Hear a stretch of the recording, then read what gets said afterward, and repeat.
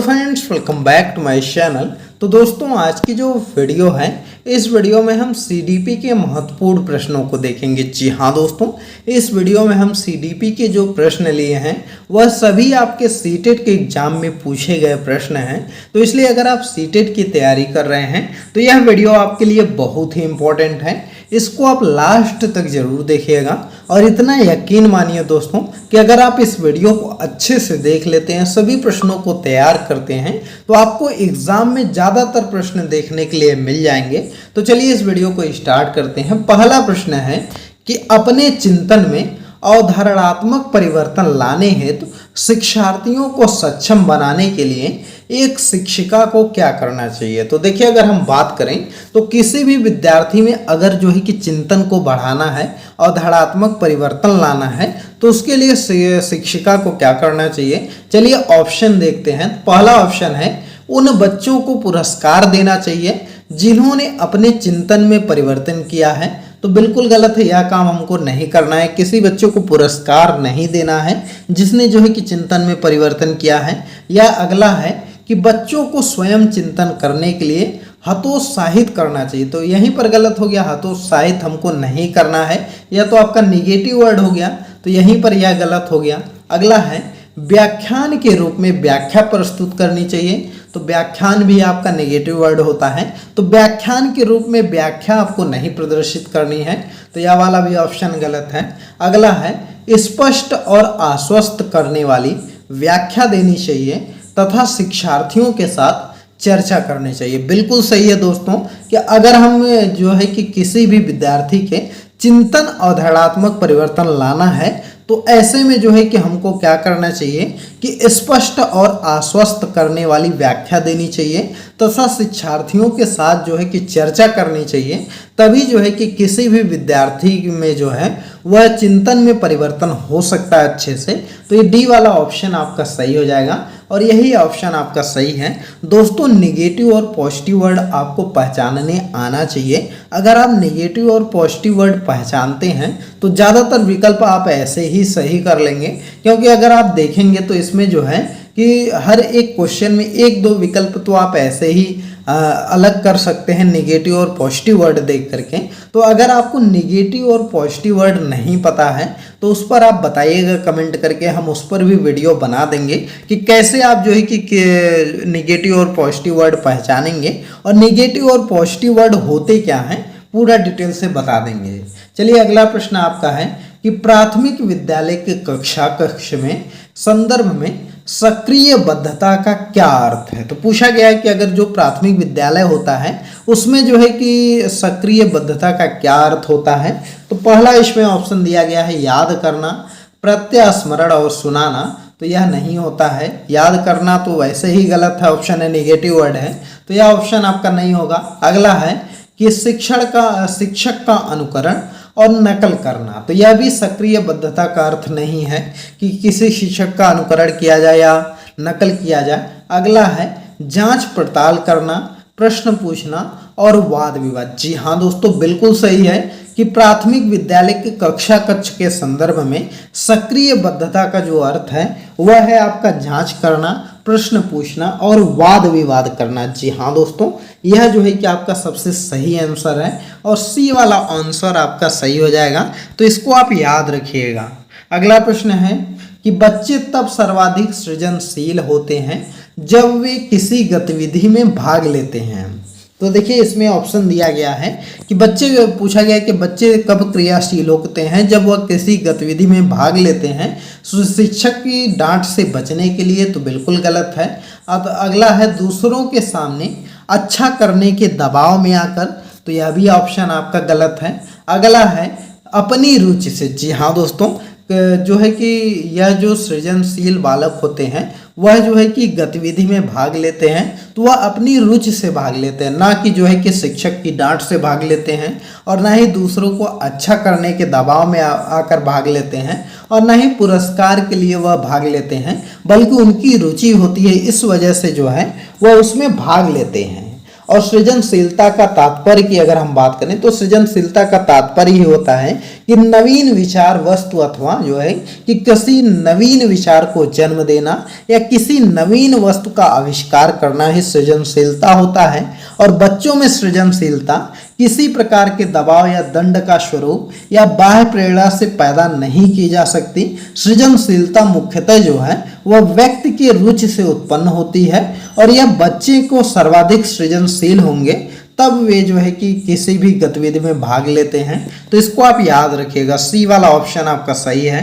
अगला प्रश्न है कि भारत में अधिकांश कक्षाएं बहुभाषी होती हैं और इसे शिक्षक द्वारा, यहाँ पर डैट डैश है आपको भरना है, के रूप में देखा जाना चाहिए। तो भारत में अधिकांश कक्षाएं जो है बहुभाषी होना चाहिए, इसे शिक्षक को किस रूप में देखा जाना चाहिए? तो देखिए अगर हम बात करें तो यहाँ पर जो है कि परेशानी के रूप में नहीं देखना चाहिए, ना तो समस्या के रूप में देखना है। अगला है संसाधन। जी हाँ दोस्तों, भारत में जो अधिकांश कक्षाएं बहुभाषी हैं इसको जो है कि शिक्षक को एक संसाधन के रूप में देखना चाहिए। तो यह ऑप्शन आपका सही है, सी वाला ऑप्शन आपका सही हो जाएगा, क्योंकि जो है कि विद्यार्थी अगर किसी दूसरे भाषा के माध्यम से अधिगम में समस्या का सामना करता है तो उसे अन्य भाषा के माध्यम से समझाया जा सकता है। तो इसलिए कक्षा में बहुभाषिकता होना बहुत ही जरूरी है। तो इसलिए सी वाला ऑप्शन आपका सही हो जाएगा। किसी भी कक्षा में अगर अलग अलग भाषा बोलने वाले विद्यार्थी हैं तो इसको हमको संसाधन के रूप में देखना चाहिए। तो इसको आप याद रखिएगा। अगला प्रश्न है कि शिक्षार्थियों द्वारा की गई गलतियां और त्रुटियां। तो इसमें पूछा गया कि जो शिक्षार्थी गलती करते हैं, त्रुटि करते हैं, तो उसमें क्या करना चाहिए, चलिए देखते हैं। तो इसमें दिया गया है कि बच्चों को कमजोर अथवा उत्कृष्ट चिन्हित करने के अच्छे अवसर हैं। तो बिल्कुल नहीं। अगर दोस्तों कोई भी विद्यार्थी गलती कर रहा है, त्रुटि कर रहा है, तो उसको हमको कमजोर चिन्हित नहीं करना है कि यह बालक कमजोर है इसको चिन्हित कर दें, तो ऐसा नहीं करना है। शिक्षक और शिक्षार्थियों की असफलता के सूचक हैं, तो बिल्कुल गलत है दोस्तों। यह जो है कि अगर कोई शिक्षार्थी लगातार गलतियां कर रहा है तो यह शिक्षक और शिक्षार्थी की असफलता का सूचक नहीं है। अगला है उसके चिंतन को समझने के अवसर के रूप में देखी जानी चाहिए। जी हाँ दोस्तों, सी वाला ऑप्शन आपका सबसे सही हो जाएगा कि अगर कोई शिक्षार्थी बार बार गलती कर रहा है तो उसके चिंतन को समझने के अवसर के रूप में देखना चाहिए। यही वाला ऑप्शन आपका सही हो जाएगा, क्योंकि विद्यार्थी जो होते हैं उनके द्वारा की गई गलतियों से शिक्षक विद्यार्थी की समस्याओं को पहचान कर सकते हैं तथा दिशा व निर्देश के द्वारा विद्यार्थियों की जो समस्या है उसको हल किया जा सकता है। तो इसलिए विद्यार्थियों का गलती करना बहुत जरूरी होता है। गलती करना भी उनके सीखने में सहायक होता है। तो इसलिए सी वाला ऑप्शन आपका सही हो जाएगा। डी वाला जो दिया है कठोरता से निपटाई जानी चाहिए, तो यह भी गलत है। तो सी वाला ऑप्शन सबसे सटीक है और यही आंसर आपका हो जाएगा। दोस्तों यह वीडियो कैसी लग रही कमेंट करके बताइएगा, और वीडियो पसंद आ रही है तो वीडियो को लाइक करिए, ज़्यादा से ज़्यादा शेयर करिए, और चैनल पर नए हैं तो चैनल को जरूर सब्सक्राइब करिए। अगला प्रश्न है कि यहाँ पर आगे अभी आपको भरना है कि विचार से बच्चे सक्रिय ज्ञान निर्माता तथा नन्हे वैज्ञानिक हैं जो संसार के बारे में अपने सिद्धांतों की रचना करते हैं। तो यहाँ पर आपको वैज्ञानिक का नाम भरना है जिसके विचार से जो है कि जो बच्चे होते हैं वह ज्ञान निर्माता और नन्हे वैज्ञानिक होते हैं तथा संसार के बारे में अपने सिद्धांतों की रचना करते हैं। तो कौन से ऐसे वैज्ञानिक थे, मनोवैज्ञानिक थे, जिन्होंने जो है वह आपका जो है कि बच्चों को नन्हा वैज्ञानिक कहा है? तो वह आपके थे जीन पियाजे साहब। जी हाँ दोस्तों, जीन पियाजे प्रथम वैज्ञानिक थे जिसने जो है कि व्यक्ति को जन्म से क्रियाशीलता तथा सूचना प्रमाणित जो है मतलब प्रचारित करने वाला प्राणी जो है कि स्वीकार किया था। और जो जीन पियाजे आपके थे इनके अनुसार जो बच्चे होते हैं वह आपके नन्हे वैज्ञानिक होते हैं। तो इनको आप याद रखिएगा। जीन पियाजे ने ही सबसे पहले कहा था कि बच्चे आपके नन्हे वैज्ञानिक होते हैं। तो इनको आप याद रखेंगे, इंपॉर्टेंट है। और दोस्तों आप इतना यकीन मानिए कि जो आपका सीटेट का एग्ज़ाम होता है इसमें 100% आपके जीन पियाजे से 2 या 1 प्रश्न तो जरूर रहेगा। हर बार बहुत बार देखा है कि 3-3 4-4 प्रश्न आ जाते हैं, लेकिन इतना यकीन मानिए कि 1 से 2 प्रश्न जो है वह जीन पियाजे से 100% रहेगा। तो इसलिए जीन पियाजे के बारे में आप अच्छे से पढ़ लीजिएगा। अगला प्रश्न है कि बाल केंद्रित शिक्षा शास्त्र का अर्थ है। तो बाल केंद्रित शिक्षा शास्त्र का क्या अर्थ होता है? तो चलिए देखते हैं ऑप्शन कि बच्चों को नैतिक शिक्षा देना, तो बिल्कुल गलत है, यह बाल केंद्रित का अर्थ नहीं होता है। अगला है बच्चों को शिक्षक का अनुगमन और अनुकरण करने के लिए कहना, तो बिल्कुल गलत है कि जो बाल केंद्रित शिक्षा उसमें जो है शिक्षक का अनुगमन और अनुकरण करने के लिए नहीं कहा जा सकता। अगला है बच्चों की अभिव्यक्ति और उसकी सक्रिय भागीदारी को महत्व देना। जी हाँ दोस्तों, बिल्कुल सही है कि जो बाल केंद्रित शिक्षा शास्त्र होता है इसका अर्थ होता है कि बच्चों की अभिव्यक्ति और उसके सक्रिय भागीदारी को हमको महत्व देना है। तो इसलिए सी वाला ऑप्शन सबसे सटीक है और यही आपका आंसर हो जाएगा कि जो है कि बाल केंद्रित शिक्षा शास्त्र का ही यही अर्थ होता है कि हमको जो है कि बालक को सर्वोपरि रखना है और उसी के अनुसार ही जो है कि सब चीज़ें करनी है। तो यही आपका आंसर सही हो जाएगा। अगला प्रश्न आपका है कि जटिल पारिस्थिति को संसाधित करने में शिक्षक बच्चों की सहायता कर सकता है। तो देखिए, अगर हम बात करें तो जटिल परिस्थिति को संसाधित करने में शिक्षक बच्चों की सहायता कैसे कर सकते हैं? तो इसमें ऑप्शन दिया गया है प्रतियोगिता को बढ़ावा देकर, सबसे पहले और जो है कि सबसे पहले कार्य पूरा करने वाले बच्चों को पुरस्कार देकर। तो बिल्कुल गलत है। अगर कोई जटिल परिस्थिति है तो ऐसे में जो है कि हम प्रतियोगिता को बढ़ावा नहीं देंगे, ना ही कोई जो है कि कार्य पूरा करने पर पुरस्कार देंगे।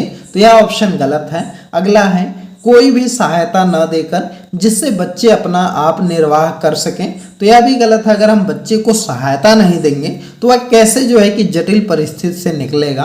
तो बी वाला भी ऑप्शन गलत है।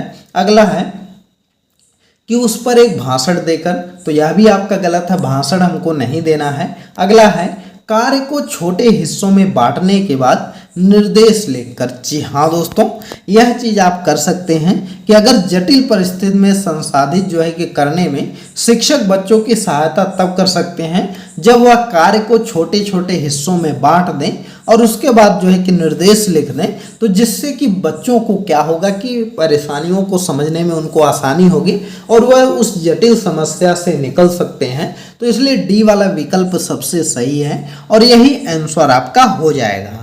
चलिए अगला प्रश्न देखा जाए। अगला प्रश्न आपका है शिक्षार्थियों से यह अपेक्षा करना है कि वे, यहाँ पर ज्ञान है, वे ज्ञान को उसी रूप में पुनः प्रस्तुत कर देंगे जिस रूप में उन्होंने ग्रहण किया है।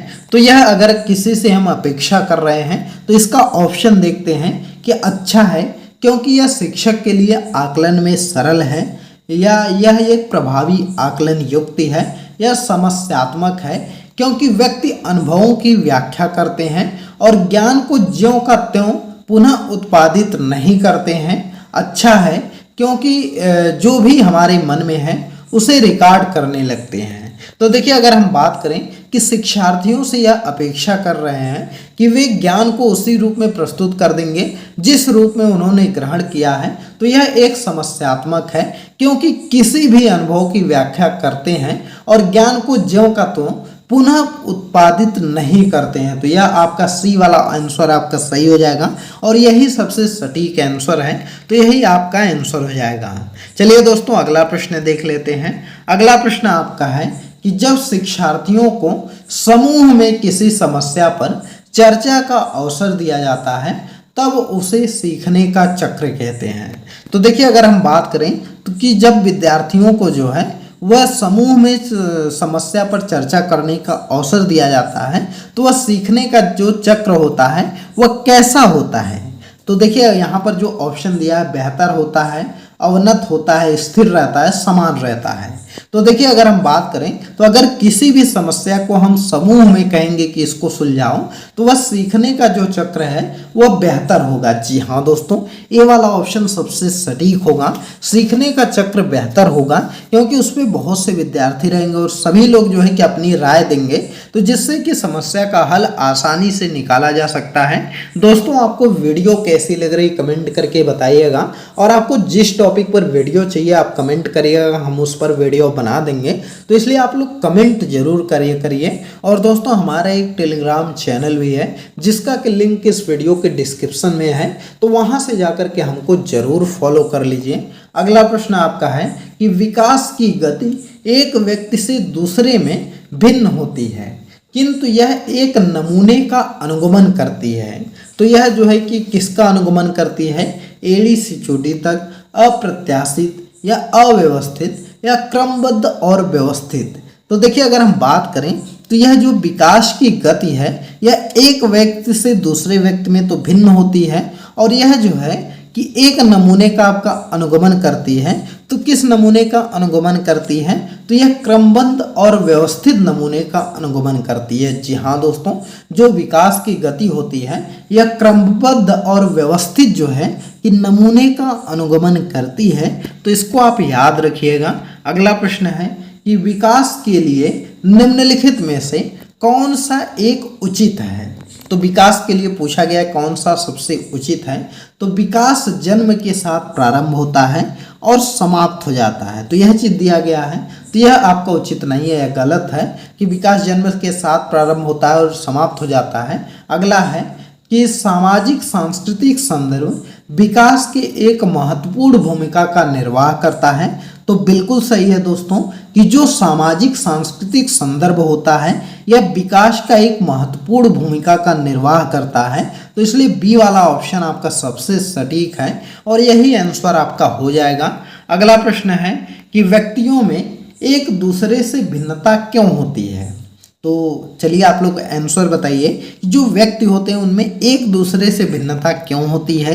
वातावरण के प्रभाव के कारण, कि जन्मजात विशेषताओं के कारण, कि वंशानुक्रम और वातावरण के बीच अन्योन्य क्रिया के कारण, कि प्रत्येक व्यक्ति को उसके माता पिता से जीनों का भिन्न समुच्चय प्राप्त होने के कारण। तो देखिए अगर हम सटीक आंसर की बात करें तो इसका जो सही आंसर है वह है वंशानुक्रम और वातावरण के बीच जो है वह अन्योन्य क्रिया जो है के कारण जो है तभी जो है कि व्यक्तियों में एक दूसरे से भिन्नता होती है।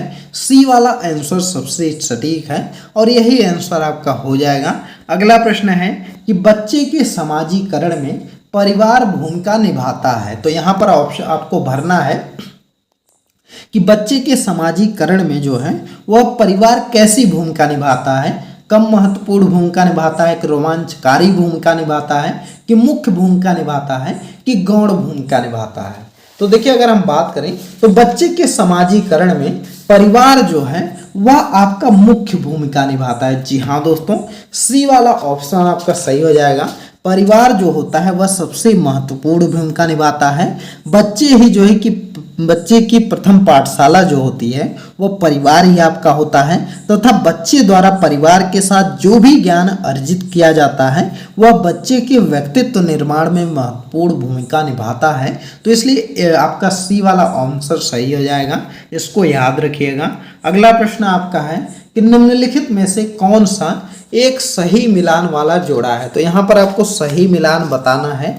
तो दिया गया है कि मूर्त संक्रियात्मक बच्चा संधारण एवं वर्गीकरण करने योग्य होता है।